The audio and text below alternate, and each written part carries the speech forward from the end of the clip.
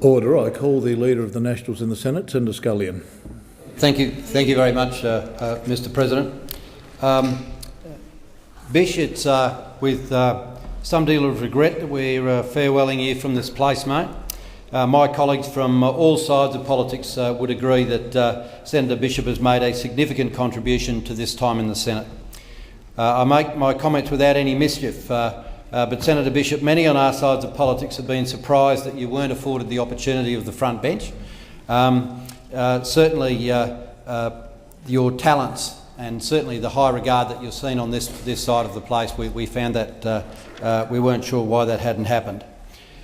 Your capacity, I think, has particularly been highlighted by your service as the Shadow Minister for Defence, and you've just touched on the excellent work that I watched and many of us watched for so long in terms of the justice. And coming from a garrison town, I can guarantee you that the circumstance that you have driven in terms of that change has really changed the culture across the Defence Force, so congratulations. One only has to turn to your parliamentary webpage to see some of the full value of the contribution of the various committees. You know, if there's an award for committees, Vish, you win that absolutely hands down. So, Mark, as a friend and as a colleague, I've enjoyed many a drink with deadly duo with yourself and Hutchie at the Grail. We've had plenty of prayers together, and I've enjoyed them very much. So I wish you all the best in the future. You're a true gentleman.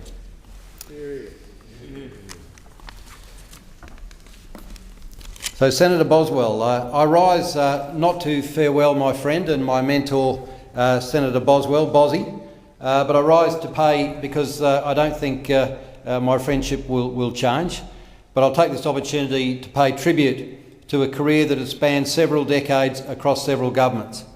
There's a few things about Bozzy that are a bit inexplicable, and whilst I knew Bozzy quite well, I can remember the first time I came to Parliament. I'd arrived in some hotel somewhere. I was a fisherman. I knew how to come here, so I got to the ministerial entrance because that's the way I'd always come. And nobody knew I was coming. I was coming in here to see John Anderson. I arrived at the ministerial entrance. Nobody knew I was going to be here, and Boswell's appeared at the door. I swung the door open. Nige, come this way. Yes, yes, and the security. Come on, you know, the normal stuff that I was to get used to. So I've never actually gleaned an explanation about how he knew that I was arriving at the ministerial entrance at that time, but that was much of the reason. So he sat me down and told me that this was such an important task. It was such an important task because of the changes that I could make to other people's lives.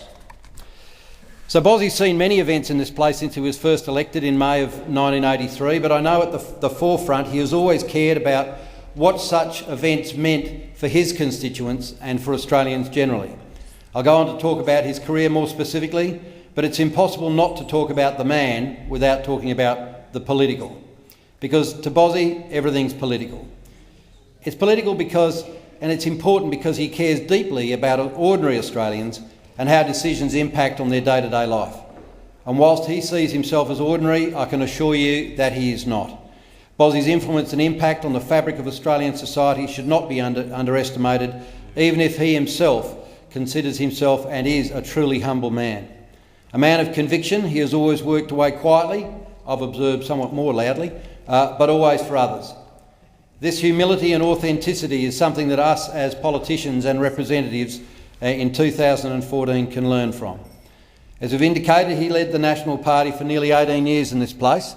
He's been a formidable leader, and his leadership has been informed by his conviction that we all have a purpose in making the world a better place. If I can refer to his speech in the Senate on the 25th of May in 1983, in which he tried to capture the essence of the National Party. He stated that the National Party origins could be traced back to 1893, when the circumstances of the day demonstrated the need for a party to look after the political needs, especially of small businessmen, the struggling settler farmer, and people who wanted jobs. These values have been at the core of Bozzy's approach to his leadership even today, values that are as pertinent as ever. He's been strongly motivated to speak for those in our community he considers voiceless, taking up causes that are not always considered fashionable. And some of us may not have agreed with all his views, but it's difficult not to admire a man whose convictions stem from a place wanting a strong and better future for generations to follow. But lest we rush to the conclusion that Senator Boswell's a man who can simply be characterised as conservative, his approaches have defied definition, and for me, as for many of us here, he represents a real paradox. A social conservative, but someone who is also a progressive, Bossie has fought against the far-right political movement in Australia, epitomised in the November 2001 federal election when he refused to preference one nation. He was able to compete directly with Pauline Hanson and retain his Queensland Senate seat, and in the process remove the far right from the Australian political landscape. No mean feat. Bossie's views on matters of race have always been informed by a basic sense of decency and fairness. When he believes in something strongly, he is truly an irresistible force. In other areas, Senator Boswell has been a real warrior for family values. As he indicated in his speech, he has opposed human embryonic stem cells for research in Australia and advocating instead for adult stem cell research as a safer pro-life way forward for this type of progressive science. In 2006, he secured a $22 million federal grant to establish a world-first adult stem cell centre at the Griffith University in Brisbane. I've often wondered where Bossie's inner strength and energy come from. I'm convinced that he's driven by his sense of justice because he's a man of deep faith. He sees himself a man for others, and all life is sacred. There are a few significant areas of national endeavour that Senator Boswell hasn't been involved in. In February of 1998, he was chosen as the Nationals representative at the Constitutional Convention, leading the no vote campaign for the referendum on whether Australia should become a republic in November of 1999. As a counterpoint to this conservative stance, a decade earlier, he'd campaigned to enable disallowance of mergers between large companies by changing the mergers test in the Trade Practices Act. Bossie believed in promoting greater competition in Australian consumer markets and giving small businesses an ability to compete. His other major contributions involve providing better communications for regional areas, enabling collective businesses and farms, campaigning against dumped and highly subsidised imported foodstuffs, providing exceptional circumstances funds for regional and rural dwellers during times of prolonged drought, securing assistance packages for the restructuring of rural industries like dairy, sugar and commercial and recreational fishing, and taking up the case for independent news agents, service station operators, grocers, pharmacists, hoteliers and other small businesses in light of the growth of the large retailers. In this place, he railed against the unions and academics across the other side who he considered did not understand small business. As always, he wanted to see the creation of jobs, jobs and more jobs, and not, as he stated in the Senate, public centre pump priming. I guess our bromance was really cemented in his support for commercial and recreational fishing. His indefatigable efforts contributed to the reversal of the proposed ban that would have locked out fishing from 1.3 million square kilometres of ocean around Australia. He urged instead for a rational and scientific examination of what was needed in marine parks to ensure genuine consultation. As ever, he was the voice of common sense and refused to bow to alarmism. That was his appeal. He is every man. And while in some areas, as I've already indicated, he was a social conservative, in many others I regard him as a visionary. When I first entered Parliament, he looked at me on that very same day and he said, "I think you're pretty green." He was right.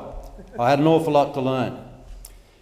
And I've often spoken in this place about the importance of achieving reconciliation with Indigenous people based on promoting Indigenous business and industry. That was the way out of poverty for disadvantaged Indigenous people, is real and meaningful work.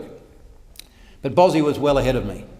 In June of 2006, he gave a memorable speech entitled Pathway for Reconciliation, in which he said it all. His speech congratulated the G'dadjil Land Development Corporation that was to take possession of Gaythorne Station. He also recognised Gerhard Pearson of the Balkan Cape York Development Corporation and Gary Voss from the AGL Petronas Consortium involved with the gas pipeline project. In working together, Senator Boswell spoke of a group as achieving reconciliation of substance. I think it's apposite to read from that speech in 2006 that could just as well be the current government's foundation on the way forward for Aboriginal and Torres Strait Islander people.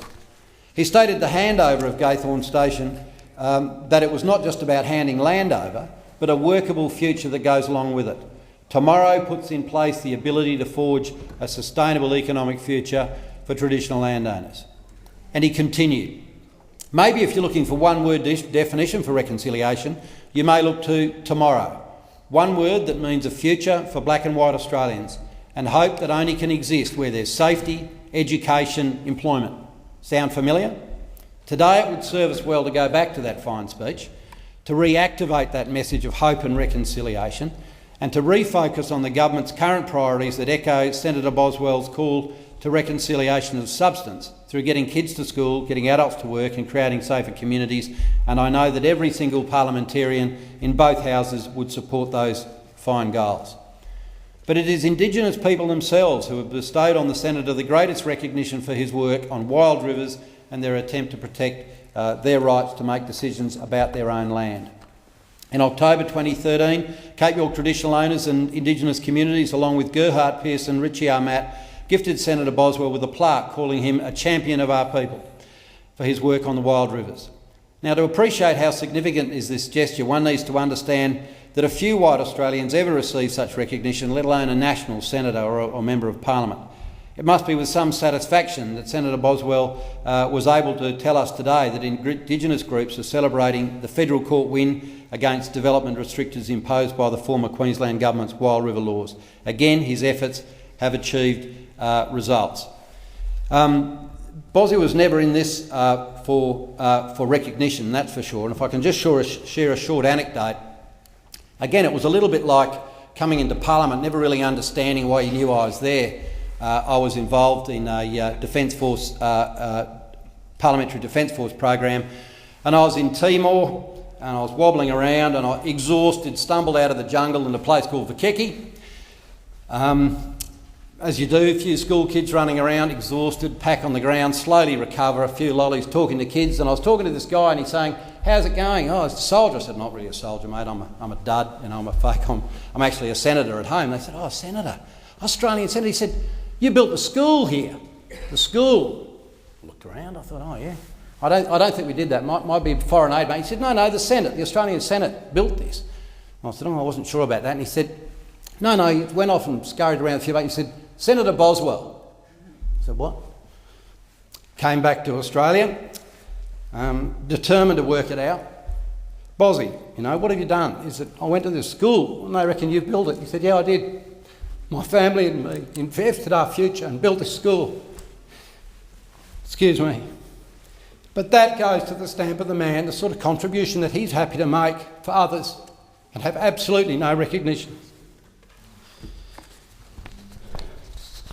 So before entering Parliament, as we all know, Bossie was a great salesman and goes to great lengths to tell us that he was a manufacturer's agent, he sold paintbrushes, he sold rubbish bins to council, and as he said, I think he brought his sales pitch to Parliament. He was an incredible salesman when he was here. And any of those who have been subjected to his "we're going to do this" and thinking that there was any other way would know exactly what salesmen were about. He remained faithful to his origins in keeping at the forefront of public debate the importance of small business and the independent retail sectors. In his free time, which there's been little, he's been a very keen yachtsman. There hasn't been a dull day when I spent with Bossie. I wouldn't mind $1 for every time he said, "Your mother only had to carry you for 9 months, Nige. I've had to carry you for 10 years. Would normally be the start of quite a long lecture about how I haven't get it right. His MO, since I've known him here, is to simply, when he comes up against any opposition, he'll just keep crunching at it until it crumbles. He is a Herculean political force. And whilst he takes a very serious note, again, just a quick short anecdote, some of the National Party may recall this. It was one of those monumental Bossie moments, but we were gathered in his suite, and he's not much of a drinker, and he blames the fact he had a couple of sips of scotch on my emergence in Parliament. But we decided to have a scotch. There was a new bottle. Quite a few of the National Party people around would have a quiet scotch, but we discovered no ice. And so Bossie had, "Well, let's get some ice." So Paul, the staff at the time, had rung the Hyatt and said, "We've gone and get some ice." We continued talking, and the Hyatt had deposited a $5 bag of ice in one of those caddies. So Paul's come in with a caddy, to much derision from Bossie. You blokes would never survive in private industry. I was a paint salesman. We don't want an iceberg. Anyway, I thought that was deserved of a very well crafted bill to Bozzy the next day from the Hyatt. A very authentic bill for $450 for ice, and it was going to be just one of those practical jokes you'd play. So it's gone into his intro with the number to call for the Hyatt. Of course, it was my number, but I'd forgotten. Bozzy doesn't use the phone. Push 9, get me the Hyatt. So I've arrived after there's explosions downstairs and these panic calls. So I've arrived to see this fairly diminutive person from the Hyatt getting their ears pinned back. But we settled it all down, and Bozzy took it in absolutely tremendous humour, and I understand he still has that invoice. I think it's only appropriate as well to acknowledge Senator Boswell's achievements were as they were because Leader was always there. It's a partnership forward of many successes and also some of their sorrows. Their faith in one another and their ideals have seen them through ups and downs. Leader knows more than anyone that the reason Senator Boswell has continued to give of himself and his time to public life is because it's not really a job, it's a vocation, it's who he is. Leader's borne the sacrifice of having a partner who often belongs to Queensland, the National Party and sometimes the entire country. And sadly, I expect that in retirement, not a lot of that will change. Helping and listening to others is just who he is, regardless of what position he may hold. Bozzy, we'll always miss your larger than life presence in this place. We've been honoured to work and serve with you. You so richly deserve to enjoy a fantastic retirement in good health, surrounded by your loved ones, Leader Cathy and your grandchildren. I personally thank you for all your guidance, for transferring me your great love of this nation and the National Party. Your belief in a just and fair Australia where people, no matter of their colour or race, can enjoy the fruits of this country. Your legacy will endure in this Parliament and beyond. Thank you, Senator Scullion.